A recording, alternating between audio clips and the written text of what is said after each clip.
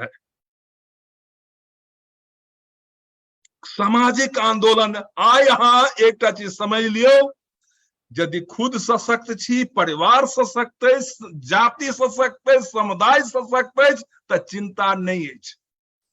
लेकिन intellectual migration से मिथिला के बहुत लॉस लग गई, लेबर के माइग्रेशन तो लॉस भेबे कलैया, लेकिन इंटेलेक्चुअल माइग्रेशन से हमर सबके दर्द कत छिपल छै से मिथिलावासी जानू। जो बिहार के मिथिला प्रदेश के लिए एक अलग राज्य की मांग चला रहे हैं, हाँ वो मेरा अधिकार है। बिहार का इतिहास मिथिला के इतिहास से बहुत कम है, 100 साल का बिहार का इतिहास है, लेकिन मिथिला का इतिहास सनातन है।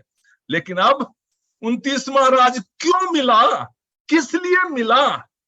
30वां राज्य हमारा मिथिला को मिलेगा, मिलना चाहिए, इसके लिए हमें संघर्ष करना है। 29वां राज्य 2 जून 2014 का मिले, ठीक छै।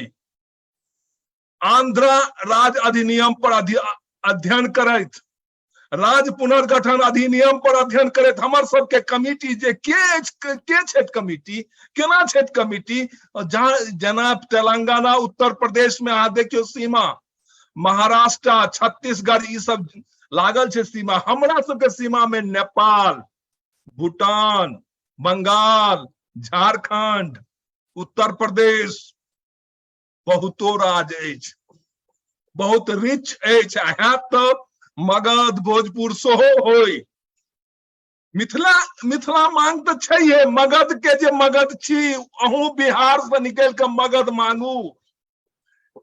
इसी कारण से हम अपने फेसबुक टाइमलाइन पे आए हैं, जो मेरे टाइमलाइन पे 45 लैंग्वेज का फ्रेंड है। जो विदेश के हैं वो थोड़ा सा अलग हो जाइए, लेकिन जो इंडिया के हैं समझिए इस दर्द को। और इसीलिए मैं ये टाइमलाइन पे जानबूझ के आया हूं, जो आप हमारी बात समझिए। मिथिला राज्य की मांग भारतीय संविधान के परिप्रेक्ष्य में है कि नहीं? संवैधानिक अधिकार अनुच्छेद 3 के अंतर्गत राज्य गठन के विलय, विभाजन, सीमा में परिवर्तन प्रक्रिया का प्रावधान है। यदि कोई नए क्षेत्र नए मांग करता है तो संघ और संसद मजदूरी ये संवैधानिक रूप से सही है।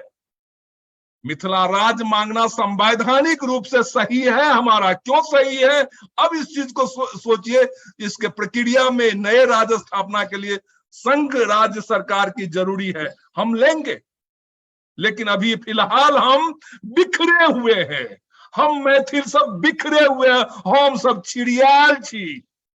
एक प्लेटफॉर्म पर अबै के लेल मैथिल करे खींचातानी चलते नहीं चलते। आप गांधी जी के प्रथम आंदोलन मिथिले से भेल छलैया, ओहो नाम द के चंपारण राख देलिए, मिथिला क्या न रखली जे प्रथम आंदोलन गांधी जी के मिथिला से भेल छै? ऐतिहासिक भूल भेल छै इतिहासकार द्वारा। विचारशीलता ऐसी मांग उत्थित होती है जिसके कारण से समझौता, सामाजिक आर्थिक प्रतिस्पर्धा, अन्य समझना जरूरी होता है। हित, संविधान के हित के लिए अब आपको जानना जरूरी है, मिथिला राज्य की मांग उस उद्देश्य को पूरा करने में सहायक सिद्ध होगी, संवैधानिक दृष्टिकोण से सही माना जा सकता है। क्यों? क्योंकि ये नागरिकों के हित के लिए है, उसकी समृद्धि के लिए है। जहां पे हित और समृद्धि होगा वहां पे क्यों नहीं मिलेगा? 7 करोड़ आबादी, गोवा की आबादी 2-2.5 करोड़। जैसे कि मैं तो ये कहता हूं यूपी की आबादी 24 करोड़, 3 भाग में बांटिए ना उसको। 8 करोड़ से जो भी आबादी हो, कि नया राज्य दे दीजिए, विकास होगा हित और समृद्धि के लिए। बड़ा राज्य को मैनेज करने के लिए ज्यादा इंस्ट्रूमेंट लगते हैं और वहां का कल्चर भी प्रिजर्व नहीं हो पाता है। UP is the example. अब आपको मैं बताना चाहता हूं ऐतिहासिक प्रस्तावित मांग, भारत में पहले भी विभाजन की मांगों पर चर्चा हो चुकी है। कई बार नए राज्यों का गठन भी हुआ है, झारखंड, तेलंगाना, छत्तीसगढ़, उसी टाइम में मिलना चाहिए। मैथिली को भारतीय संविधान में 8वें अनुसूची में एक अधिकृत भाषा के रूप में भी मान्यता प्राप्त है। इस जगह में क्यों हमें नहीं मिलेगा? क्योंकि ऐतिहासिक प्रस्तावित मांग है हमारे पास में। मैं ये जानना चाहता हूं और बताना चाहता हूं, डिसेंट्रलाइजेशन तो कर सकते हैं आप, विकेंद्रीकरण पे आप ध्यान दीजिए। इस नजरिए से भी आप मिथिला राज दे सकते हैं। एक मैथिली अष्टम सूची में आ गया है, इस कारण से भी दे सकते हैं, डिसेंट्रलाइजेशन के आधार पे भी दे सकते हैं, और सामाजिक राजनीतिक प्रतिस्पर्धा। हम अपने क्षेत्र के विकास के लिए हमें अधिकार मिलना चाहिए। हम अपने क्षेत्र के लिए विकास के लिए अधिकारी नहीं है। किसी भी नए राज्य के सामाजिक राजनीतिक प्रतिस्पर्धा भी होती है, मांग को स्वीकार अस्वीकार करते समय सभी पक्षों का। कोई कहेंगे मिथिला राज्य नहीं चाहिए, उनका भी विचार सुनिए। मैं कहता हूं मिथिला राज्य, मेरा भी विचार सुनिए। ये सुनने वाला कौन है? आज मुझे फेसबुक माध्यम से लाइव आने का ये मिला, क्योंकि 9 अगस्त का वहां पे 86 संगठन ने एक मंच पे आने की कोशिश किया। वो मुझे इम्प्रेस्ड किया है, एक मुझे होप दिया है, जो कहीं पे एक जगह तो आए हैं। इसीलिए मैं ये लाइव रखना चाहूंगा। कई आदमी नहीं आए। मैंने मिथिला मंथन संस्था से कुछ विशेष जो इसमें जुड़े हुए हैं, बहुतों से नहीं मैं बातें कर पाया, लेकिन मिथिला की दशा दिशा पे बातें किया। ये है रत्नेश्वर झा जी, जिन्होंने ये बताया था कि जब मैं 150 दिन मिथिला मंथन यात्रा करना है मुझे।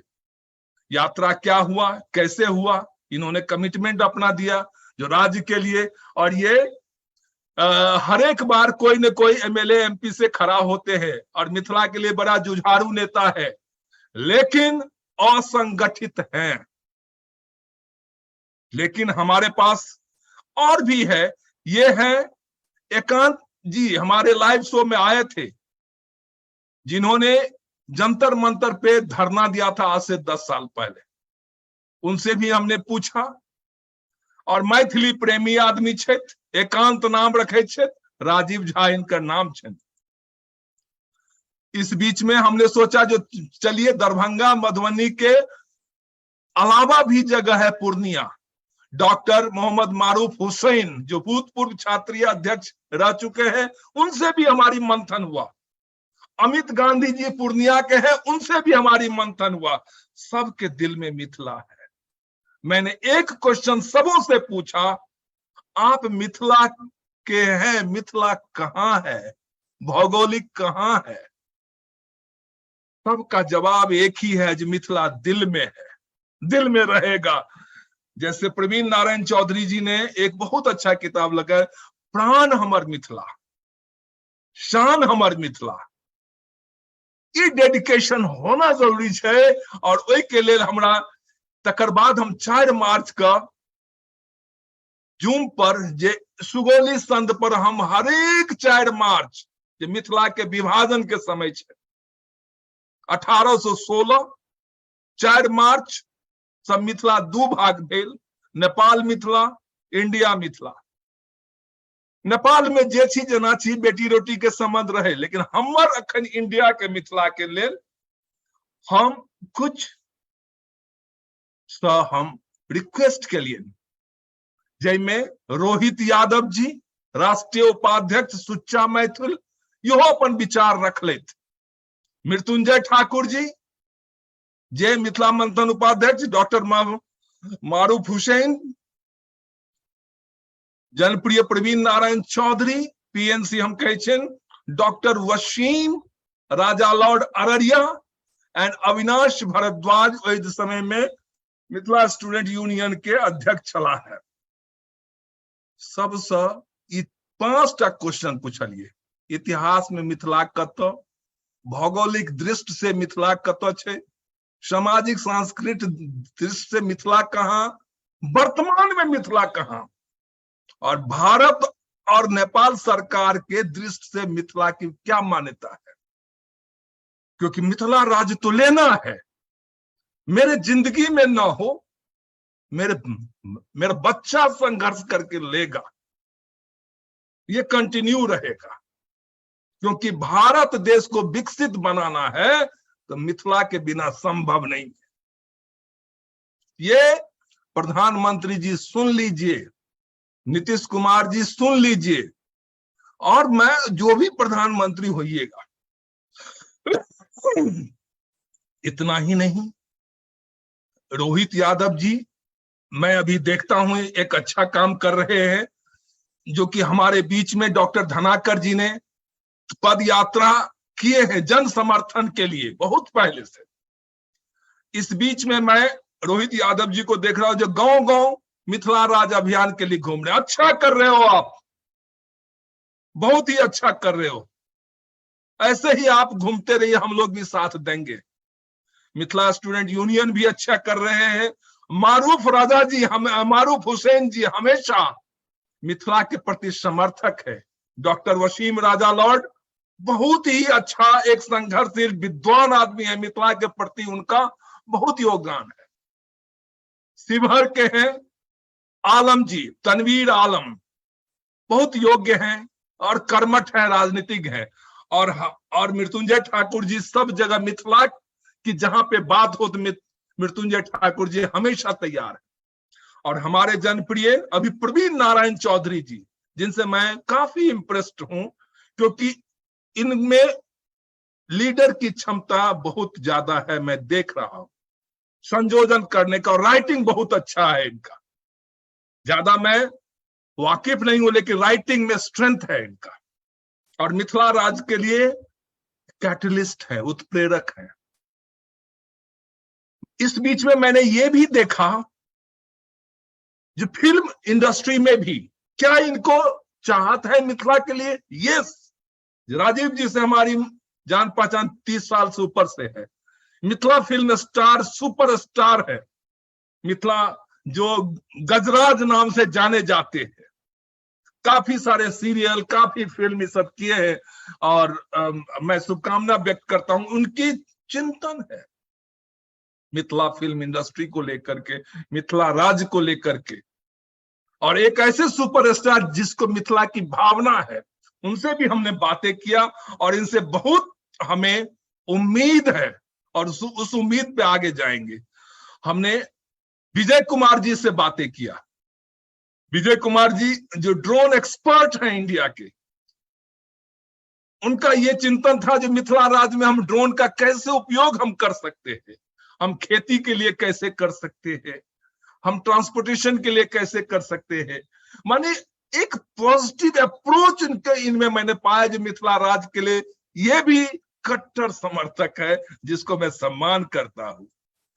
मैंने देखा ये हमारे डॉक्टर धनाकर ठाकुर जी, डॉक्टर धनाकर ठाकुर अपने आप में एक संस्था है, और संस्था है तो मैं यदि ये बोलता हूं डॉक्टर धनाकर ठाकुर जी अंतरराष्ट्रीय मैथिली परिषद के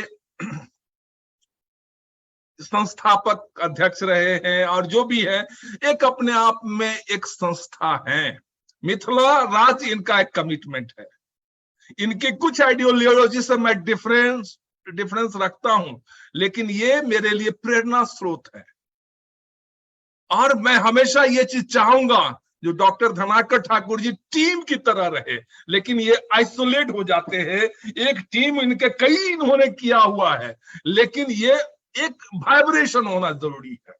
मैं चाहूंगा जो अभी हमें लीगल कमिटी में, फाइनेंस कमिटी में हमें 4, 10, 12 आदमी चाहिए, बस उससे ज्यादा नहीं, जो हर एरिया को रिप्रेजेंट करे।